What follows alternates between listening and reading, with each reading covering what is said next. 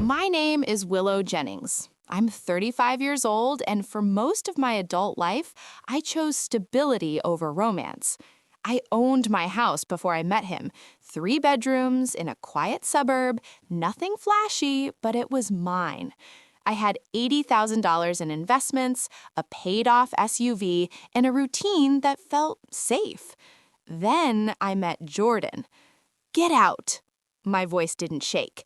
I stood in my kitchen, the granite island I'd paid for with 5 years of overtime sitting between me, Jordan, and his mother.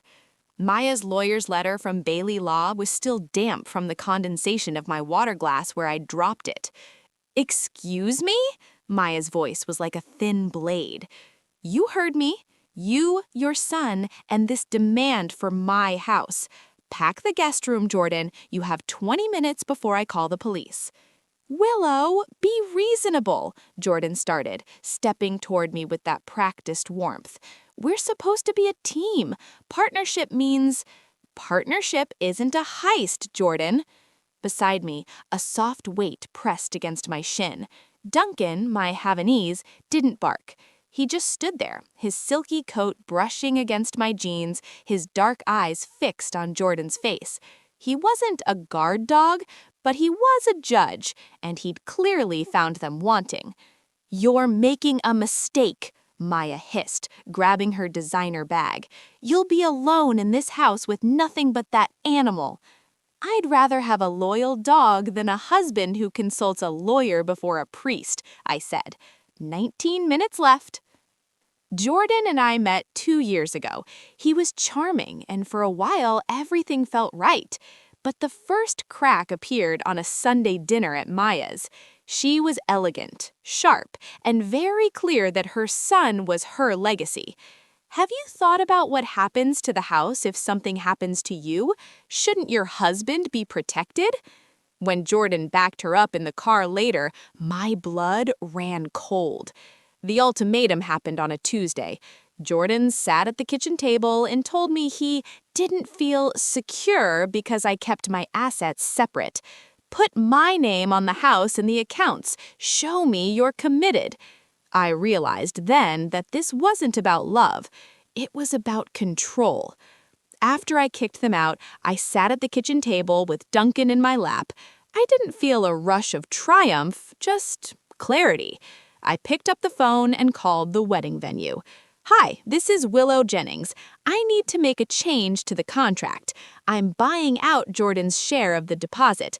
I'd like the reservation solely in my name for a private celebration." I wasn't going to let the story end on their terms. I was going to show them that my lack of commitment was actually a very high commitment to myself. If you've ever had to protect your peace from people who didn't deserve it, let me know in the comments below. Don't forget to hit that like button and subscribe to follow Willow's journey as she builds her own empire.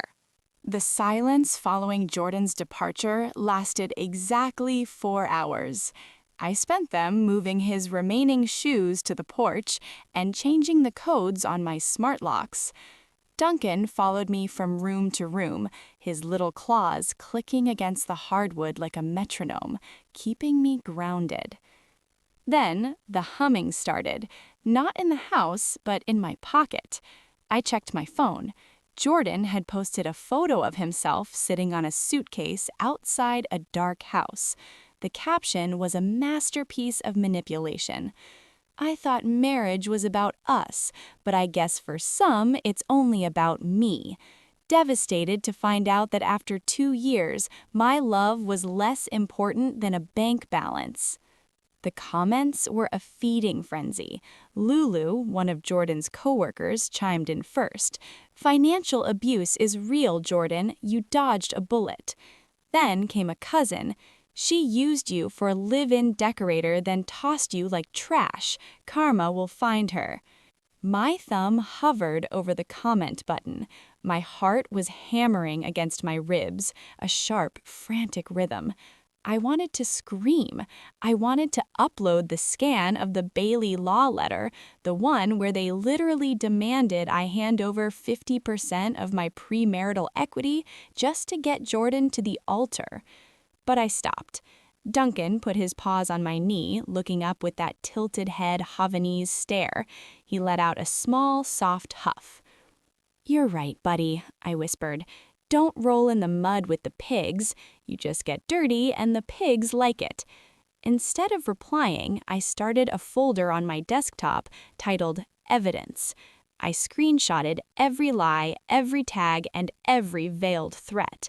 I didn't feel like a victim. I felt like a prosecutor. The next morning, my phone rang. It was an unknown number. "Willow," a voice snapped. It was Maya. "I hope you're happy. Jordan is a wreck. He's staying in my guest room because he has nowhere else to go. You've humiliated him."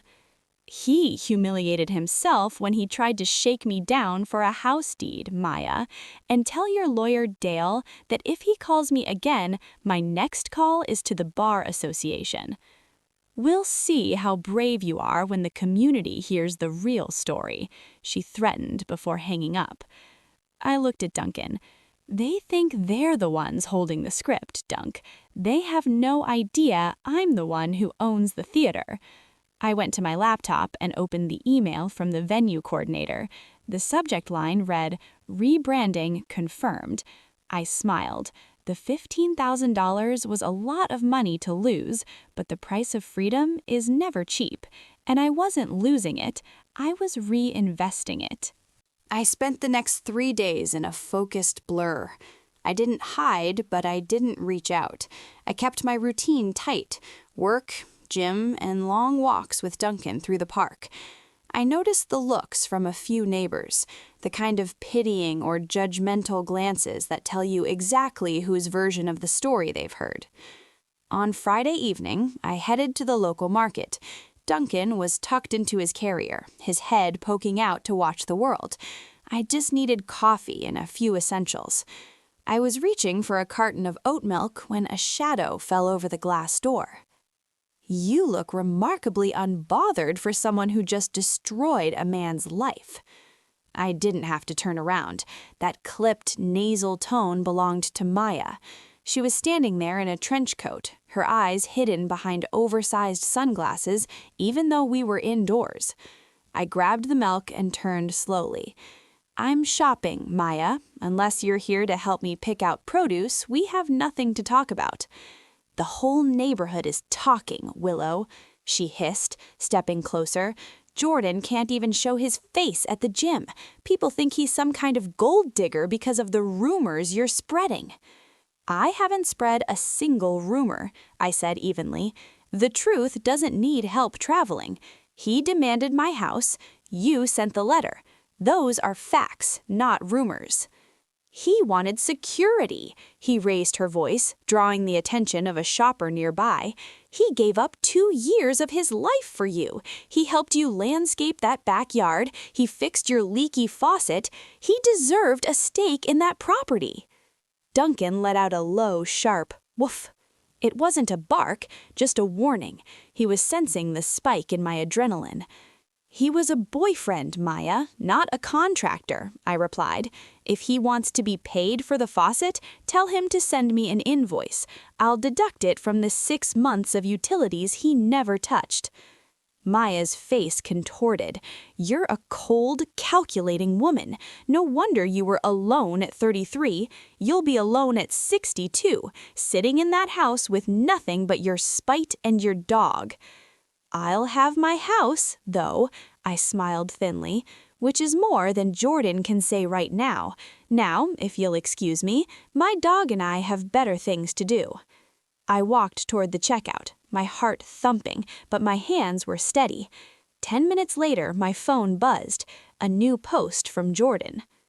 "It's funny how someone can act like a saint in public while they're busy counting their coins in private. Some people value property over people. #lesson learned."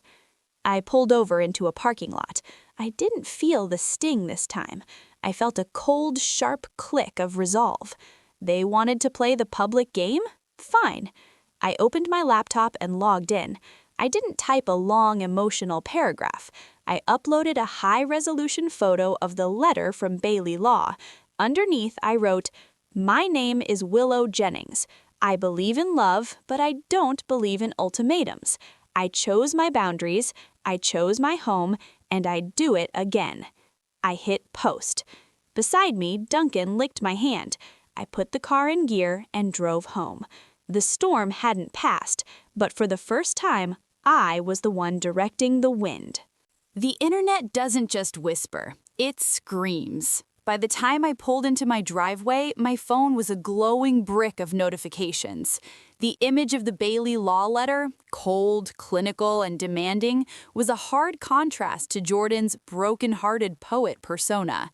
I walked into the house, Duncan trotting ahead of me. I sat on the floor, leaning against the cool wood of the hallway, and scrolled. The tide had turned. Wait, he wanted half the house before the wedding? Is that Maya's lawyer? This is insane. Lulu, the coworker who had called me a financial abuser, had deleted her comment. Then a text from an unknown number. "You think you're so smart. You just ruined his career. Nobody in marketing will hire a guy who's known for trying to scam his fiancé. You're going to pay for this, Willow." I didn't reply. I blocked the number. I knew it was Maya. The next morning, I met with the event coordinator at the venue. Her name was Scarlett. She looked at me, then at Duncan, who was sitting politely at my feet. "So," Scarlett said, tapping her pen, "the wedding is dead. What are we doing with this December 14th slot? The space is yours." "I want to rebrand," I said. "No white dresses, no vows, no Jordan. I want a Freedom and Foundations gala.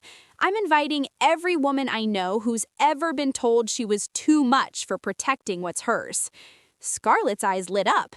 "A celebration of independence? I love it. We can swap the floral arches for something architectural. Sharp lines, bold colors. Just strength." "Exactly," I said.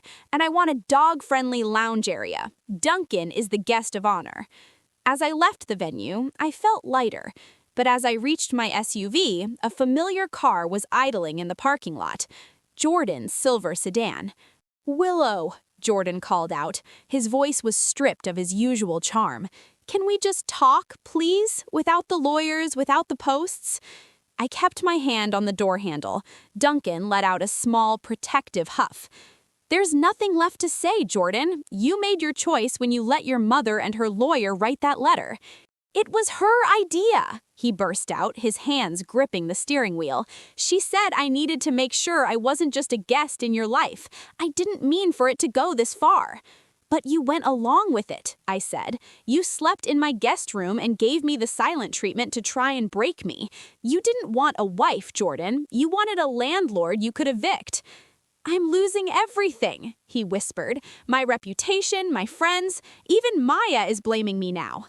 I looked at him, and for the first time, I didn't feel anger. I felt a profound sense of relief. I was looking at a man who was 37 years old and still blaming his mother for his own greed. "I have to go, Jordan. I have a party to plan." I got into the car and drove away, watching him shrink in the rearview mirror. I had 8 weeks until December 14th. 8 weeks to turn wreckage into a monument of self-worth. The fallout from the post didn't just push people away, it pulled the right ones in. 2 days after the confrontation with Jordan, I received an email from an address I didn't recognize. Subject: regarding Margaret and Bailey Law. I opened it cautiously. It was from a woman named Lulu, not Jordan's coworker, but an older woman who had been married to Jordan's father years before Maya. "Willow, I saw your post. I was the previous marriage Maya tried to erase. She's a predator of property. If you need a witness to her patterns, I'm here. Don't let them gaslight you." I sat back, Duncan jumping onto my lap and resting his chin on my wrist. I wasn't just fighting a greedy ex, I was breaking a generational cycle of financial warfare. But Maya wasn't going down without a fight. That evening, as I was walking Duncan, I saw a familiar dark SUV parked across the street. A man I didn't recognize was standing on the sidewalk, taking photos of my house, my car, and, most unsettlingly, me. "Can I help you?" I shouted across the lawn. The man didn't answer. He just hopped into the car and sped off. My skin crawled. I went inside and immediately called my parents. "Mom, Dad," I said when they picked up, "I need you to listen. I ended things with Jordan, and it's getting ugly." "Willow," my dad's voice was low and steady, "you worked too hard for that house to let some marketing suit and his mother intimidate you. Do we need to come up there?" "Not yet, but stay alert. Maya is desperate. She was counting on my estate to fund their lifestyle." "We're proud of you, honey. And give Duncan a scratch for us. He always knew Jordan was a fluke." The next morning, I arrived at work to find a bouquet of dead roses on my desk. There was no card, just a printed copy of my own bank statement from 3 months ago. It was a warning. I know what you have. I know where you are. I didn't panic. I didn't cry. I walked the roses straight to the trash, took a photo for my evidence folder, and called the one person who could turn the tide. "Scarlett," I said when the venue coordinator answered, "change of plans for the guest list. I need to hire private security for the night of the 14th. "Done. Who are we expecting?" "Uninvited guests," I said, looking at Duncan, "and I want to make sure they have a front row seat to exactly what they can't have." The dead roses were the final straw. I didn't wait for a third warning. I took the bank statement and the photos of the stalker's car to a local precinct. By that afternoon, I was sitting in a fluorescent-lit office, filing for a temporary restraining order.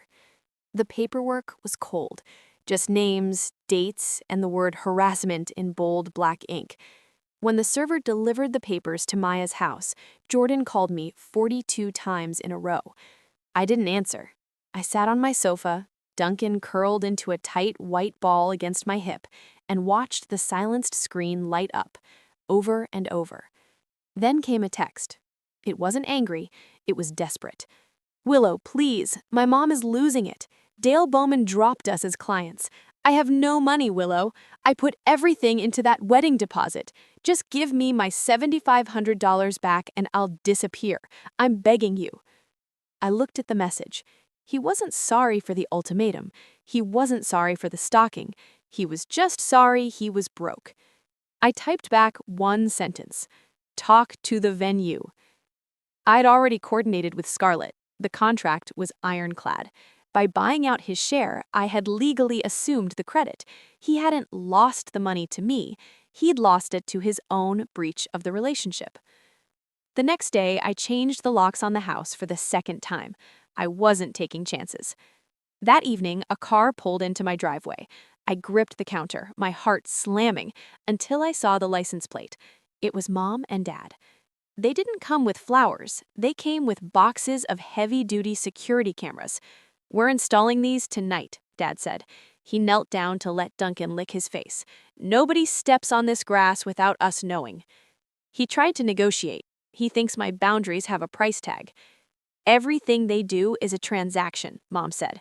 "That's why they're losing. They don't understand that some things aren't for sale." We spent the night bolting cameras to the eaves of my house. The red lights of the sensors flickered on one by one, a digital perimeter, a fortress. As I laid in bed that night, Duncan stretched out across the pillow next to me. The wedding was only 3 weeks away. Jordan was broke, Maya was humiliated, and their lawyer had fled the sinking ship. But I knew Maya. She wouldn't go quiet. She'd try to crash the party. The cameras went live on a Tuesday. I monitored the feeds from my phone, watching the street in grainy, high definition. My house was wired, my locks were new, and Duncan was never more than 5 feet away. 2 days later, the first alert hit.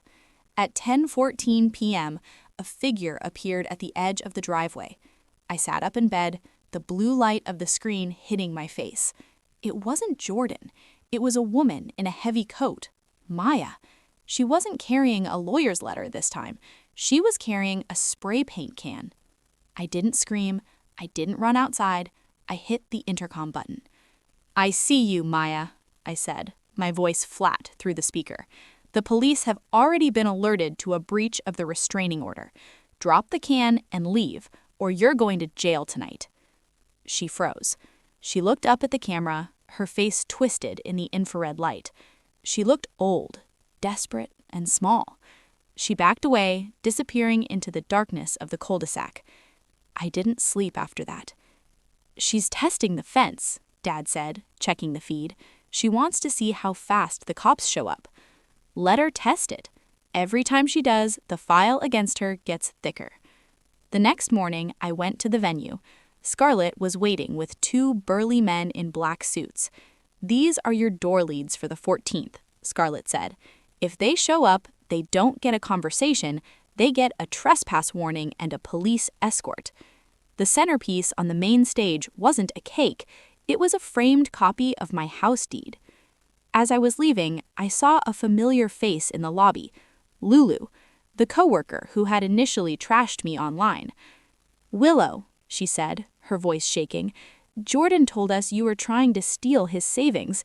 He lied, Willow." She handed me a small USB drive.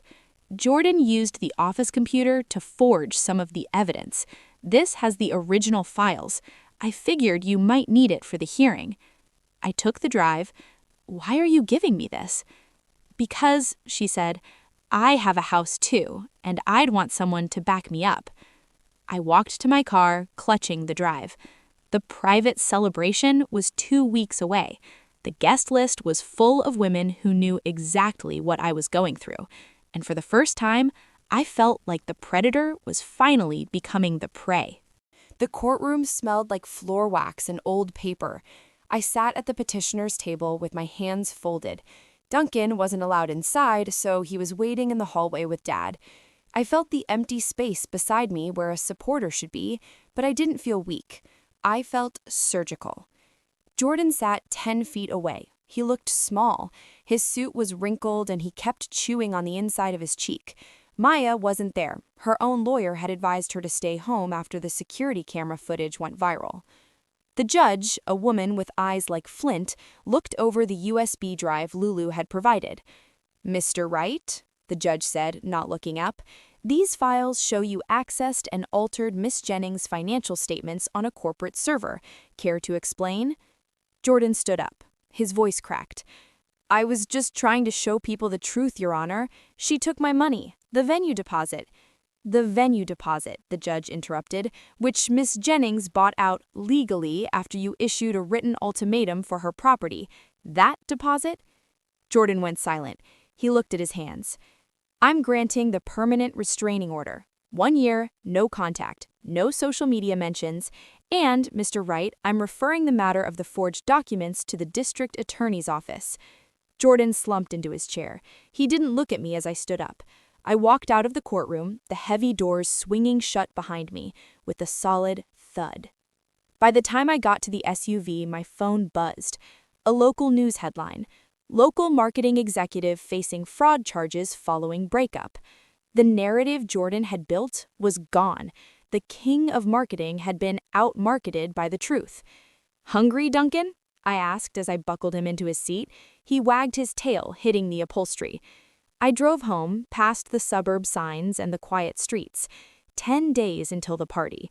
Jordan was headed for a courtroom of a different kind, and Maya was trapped in her house, hiding from the cameras.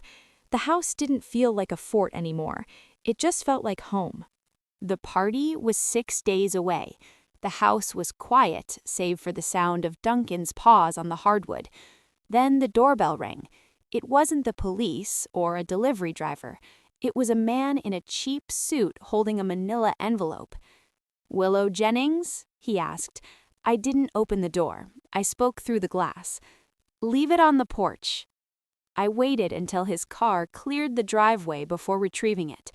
Inside was a settlement agreement drafted by a new firm representing Jordan. The terms were pathetic. Jordan would waive claims to the deposit and issue a public retraction. In exchange, I would pay him $5,000 for uncompensated labor and drop the fraud complaint.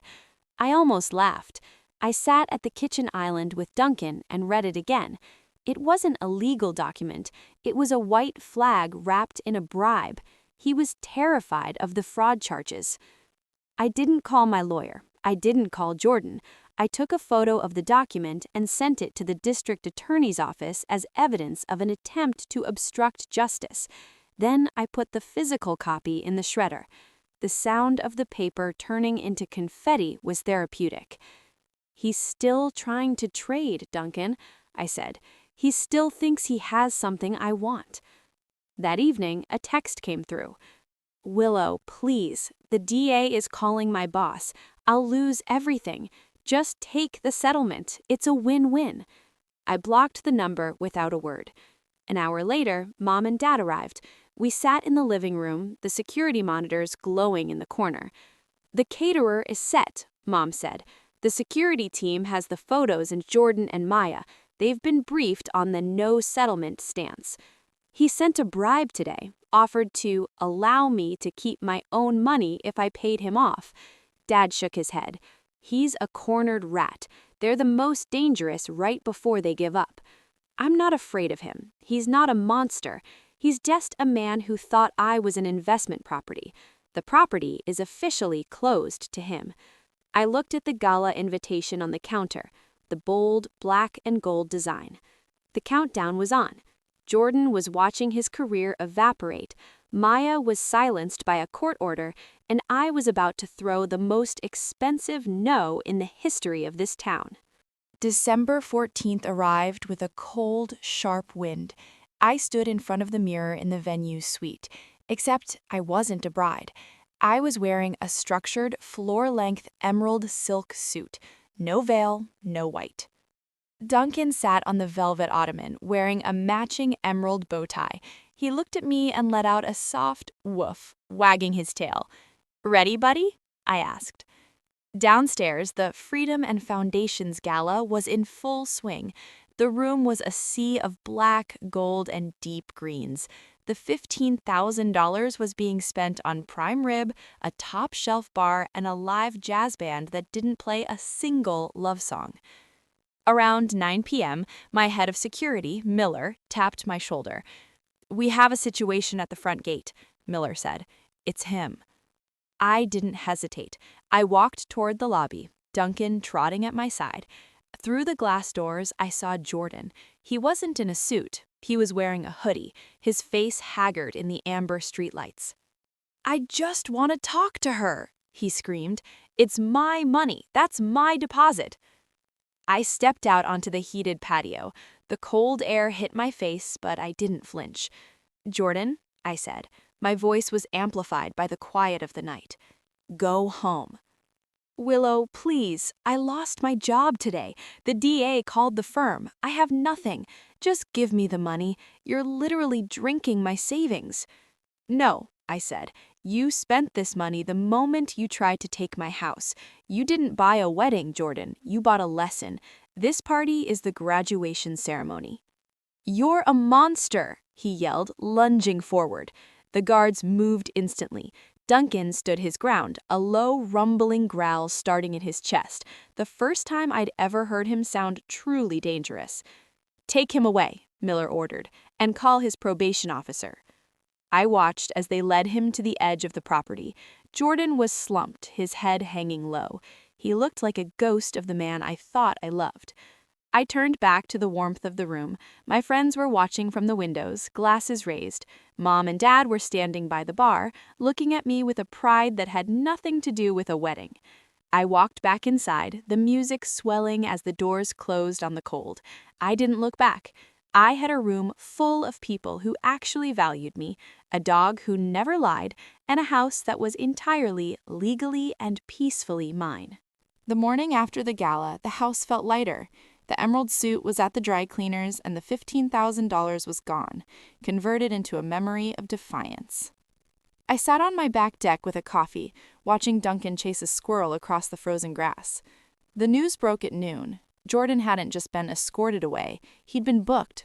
Violating a permanent restraining order while under investigation for fraud is a fast track to a cell. The local paper ran his mugshot, red-eyed and disheveled, right next to a headline about his termination. But the real collapse happened at Maya's. I received a call from Lulu. "She's selling the house, Willow," Lulu said. "Maya can't afford the taxes or the upkeep without Jordan's salary, and because of the fraud investigation, no bank will touch them for a loan." "Where will she go?" I asked. "An apartment across town. Small. Ordinary. Everything she spent 30 years trying to avoid." I hung up and looked around my living room. Maya had spent her life trying to steal security from other women. Now she was losing her own. 2 days later, a final envelope arrived. It was a handwritten note from Jordan, sent from the county jail. "I lost everything for $7,500. I hope the party was worth it." I didn't shred it this time. I walked to the fireplace, struck a match, and watched the paper curl into black ash. It wasn't about the money. It never was. It was about the fact that he thought I was a vault he could crack. "It was worth every cent, Duncan," I whispered. The wedding date had passed. The threat was neutralized, Jordan was facing a judge, and Maya was packing boxes in a house that was no longer hers. I checked my bank app. My investments were growing, my mortgage was steady, and my peace was absolute. I picked up the phone and called my parents. "Mom, Dad," I said, "the cameras caught a sunset today, not a stalker. I think it's over." "Good. Now stay that way," Dad said. I walked to the front door and turned the deadbolt. It was a solid, mechanical click. 1 year later. The suburb was quiet, just the way I liked it. It was December 14th again. A light frost covered the lawn, but inside, the air smelled of cedar and strong coffee. I wasn't wearing emerald silk or a white dress. I was in a thick sweater and wool socks. Duncan was older, a bit slower, but still my shadow. He was curled up in the corner of my office, his tail giving a single rhythmic thump against the floor whenever I looked his way. I checked the news. Jordan had been released months ago. He'd moved 2 states away to live with a cousin. I heard he was working at a call center, his marketing career a burnt-out wreck. Maya was still in that small apartment, far from the social circles she used to haunt. My phone buzzed. It was a memory notification, 1 year ago today. I looked at the photo of myself at the gala, standing in front of the framed deed to my house. I looked happy, but I also looked tired. Today, the tired was gone. I'd spent the last year turning my Freedom and Foundations idea into a small nonprofit. I consulted with women, helping them spot the Jordan types before they signed away their lives. I called it the Willow Project. The doorbell rang. I didn't tense up. I didn't check the cameras with a racing heart. I knew it was the delivery for the evening's dinner with Mom and Dad. As I walked to the door, I passed the guest room. It wasn't a storage space for a man's lies anymore. It was a library. I opened the front door to the cold afternoon air. The street was empty of silver sedans. My SUV was in the driveway, paid off and reliable. My investments had hit $100,000, and my house, my 3-bedroom, quiet suburb house, felt bigger than it ever had when Jordan lived here. I realized then that the $15,000 wasn't tuition for an education. It was a down payment on the rest of my life. I stepped back inside and locked the door. It was the same deadbolt, the same solid click. But this time, I wasn't locking anyone out. I was just keeping my peace in. "Come on, Duncan," I said. "Let's eat." He trotted into the kitchen, his head held high, the undisputed king of a very stable castle.